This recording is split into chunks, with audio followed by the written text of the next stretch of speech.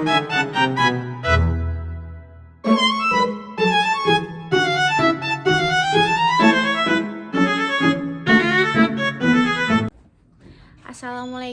warahmatullahi wabarakatuh. Alhamdulillah, alhamdulillahilladzi hadana li hadza wa ma kunna linahtadiya laula an hadanallah. Asyhadu an la ilaha illallah wa asyhadu anna Muhammadan abduhu wa rasuluh. La nabiyya ba'da amma ba'du. Puji syukur marilah sama-sama kita panjatkan atas kehadiran Allah Subhanahu wa taala yang telah melimpahkan rahmat dan karunia-Nya kepada kita semua. Sholawat beriringan salam tidak lupa kita panjatkan terhadap junjungan umat, yakninya Nabi besar Muhammad sallallahu alaihi wasallam yang bertitelkan Allahumma sholli ala Sayyidina Muhammad wa ala ali Muhammad. Yang terhormat Bapak dosen pengampu mata kuliah Fikih Siasat 3, yakninya Bapak Profesor Dr. Haji Zainuddin MA. Sebelumnya perkenalkan, saya Aulia Natasha dengan NIM 2330203013 dari kelas HTNA. Adapun tujuan saya membuat video ini adalah untuk melengkapi salah satu tugas ujian akhir semester pada mata kuliah Fikih Siasat 3. Nah, pada kesempatan kali ini saya akan membahas tentang salah satu pemikir tokoh fikih siasah yang sangat kontroversial di dalam sejarah dunia Islam modern, yaitu pemikiran fikih siasah pada masa Mustafa Kemal Atatürk.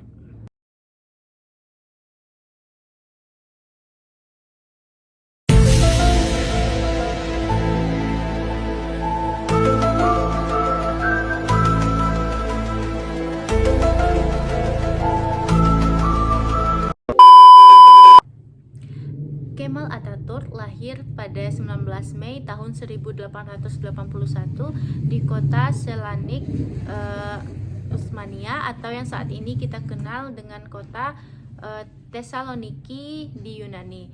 Kemal Atatürk sendiri merupakan seorang militer, negarawan, dan pendiri negara Turki modern setelah runtuhnya Khilafah Utsmaniyah pasca Perang Dunia Pertama. Kemal Atatürk dikenal sebagai arsitek utama sekularisasi di Turki yang mengganti hukum Islam dengan hukum sipil Barat.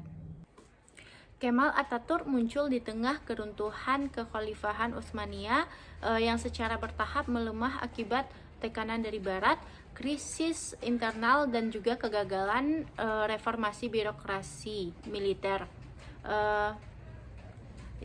Dunia Islam saat itu mengalami kemunduran dalam bidang sains dan teknologi, sedangkan dunia Barat mengalami perkembangan pasca revolusi industri yang terjadi pada saat itu.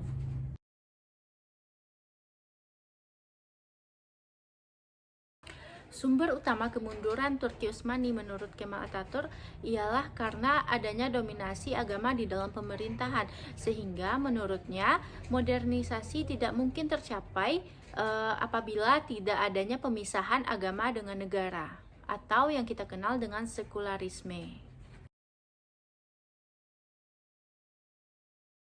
Fikih siasah pada perspektif Kemal Atatürk yaitu berpijak pada sekularisme sebagai pilar utama negara, di mana agama adalah urusan pribadi sedangkan negara tidak boleh didominasi oleh agama. Hal ini dapat dilihat dalam kebijakan-kebijakan yang dibuat oleh Kemal Atatürk, yaitu yang pertama yaitu pembubaran kekhalifahan pada tahun 1924. Kemal Atatürk membubarkan kekhalifahan dan menyatakan bahwa tidak ada lagi dominasi politik Islam di dalam kekuasaan negara. Sedangkan di dalam Islam, khilafah dianggap sebagai penerapan dari hukum Allah sebagaimana yang dijelaskan di dalam Quran surah Al-Baqarah ayat 30, yaitu inni ja'ilun fil ardi khalifah. Yang kedua, penutupan madrasah dan tarekat. Seluruh madrasah agama tradisional ditutup dan diganti dengan sistem pendidikan modern yang bersifat sekularisme. Yang ketiga yaitu kodifikasi hukum ala Barat, di mana hukum waris, talak, hukum nikah ini diganti dengan hukum sipil barat, dan dan pengadilan syariah dihapuskan diganti dengan pengadilan sipil. Nah, kebijakan yang keempat yaitu larangan penggunaan simbol Islam di dalam birokrasi. Seperti contohnya yaitu penggunaan hijab di dalam instansi pemerintahan dan larangan suara azan dengan bahasa Arab namun diganti dengan bahasa Turki.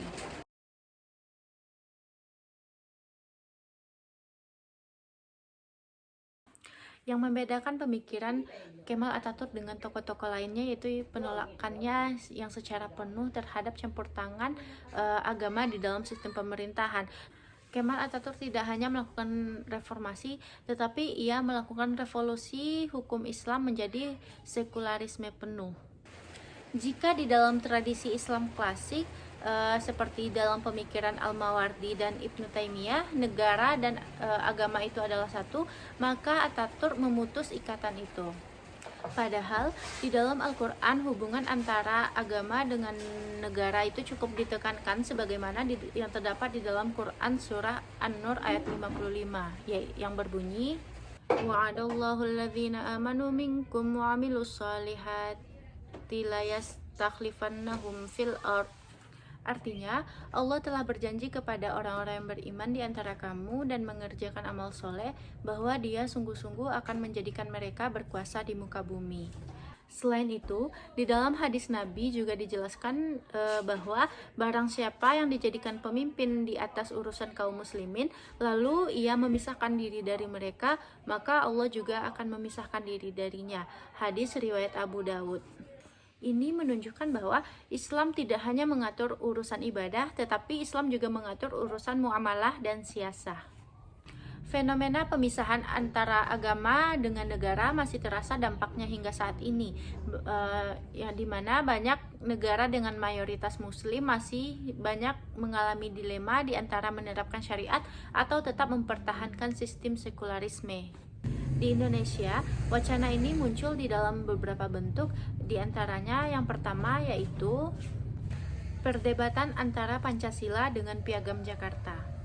Yang kedua, polemik hukum syariat di Aceh dengan hukum nasional. Dan yang ketiga yaitu konflik tafsir di antara Islam kultural dengan Islam politik. Beberapa tokoh di Indonesia bahkan mengagumi Kemal Atatürk di dalam membangun negara yang kuat dan modern.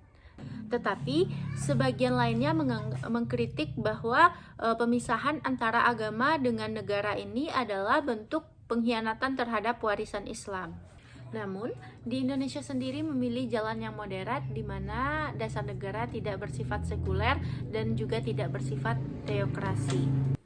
Hal ini mencerminkan semacam ijtihad siasah kontemporer yang dengan menggunakan prinsip-prinsip umum Islam seperti keadilan, kemaslahatan, dan syura. Yang mana hal ini juga termaktub di dalam Quran surah Asy-Syura ayat 38 yang berbunyi, wa amruhum syura bainahum, yang artinya dan urusan mereka diputuskan dengan musyawarah di antara mereka. Nah, dari penyampaian materi yang telah saya sampaikan tadi, dapat saya ambil kesimpulan bahwasannya Kemal Atatürk merupakan salah seorang yang berhasil membawa Turki ke era modernisasi. Namun, ia mengorbankan identitas politik Islam. Pemikiran fikih siasah pada masa Kemal Atatürk ini menekankan sekularisme total, di mana pemisahan antara agama dengan negara, di mana hal ini bertentangan dengan politik Islam yang menyatukan agama dengan negara. Meskipun kontroversial, namun pendekatan ini lahir dari konteks zaman.